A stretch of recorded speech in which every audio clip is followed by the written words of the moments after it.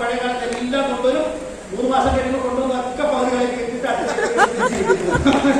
നാട്ടിലൊക്കെ ആൾക്കാർ കടം പേടിക്കാത്തോളം കാലം കടം പേടിച്ചപ്പോൾ നിൽക്കും. പിന്നെ അവസാനം പറയുന്നത് കൃത്യപണി ഇനി നടക്കില്ല എന്ന് പറയുമ്പോൾ വീട്ടുകാർ പറയും പോകാൻ സമയമായി. അപ്പൊ തന്നെ അടുത്ത വെള്ളമൊക്കെ കൊണ്ടുവന്ന് അടുത്ത നാട്ടിൽ എടുത്തുകാരും തന്നെ കൊണ്ടുവരാടുത്ത് പറഞ്ഞ് ഒറ്റ പോകാം. ഞാൻ പറയുന്നത് മാത്രമേ ഉള്ളൂ. ഗൾഫിലൊക്കെ പോകുമ്പോൾ ഞാൻ അവിടെയുള്ള ആൾക്കാരുടെ ജീവിതം കണ്ടിട്ടുണ്ട്. ചില ലേബർ ക്യാമ്പുകളിലൊക്കെ പോയിട്ടുണ്ട്.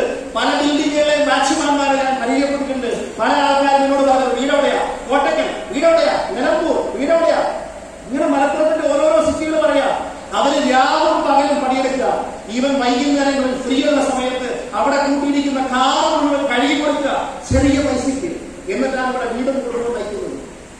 കഷ്ടപ്പെടുന്നവരുടെ ക്വാളിഫിക്കേഷൻ ഉള്ളവര് അവർക്കുള്ള പ്രഷർ ലെവലൊന്നും നോക്കിക്കഴിഞ്ഞാൽ അവർക്കുള്ള പ്രഷർ ലെവൽ താങ്ങാൻ പോലും കഴിയുന്നതിന് അപ്പുറത്താണ്.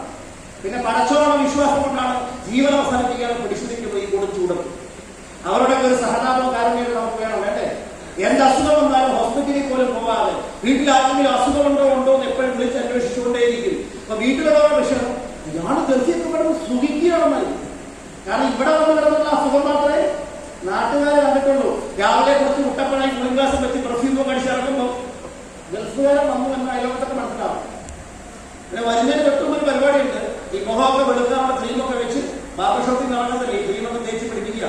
അതുപോലെ വെയിലത്ത് കിടന്ന് കറുത്ത തൊലിയൊക്കെ പതുക്കെ തൊലിയൊക്കെ ഇളകി കളഞ്ഞാണ് വെളുപ്പിക്കുന്നത്. എന്നിട്ട് ഇവിടെ വന്നിട്ട്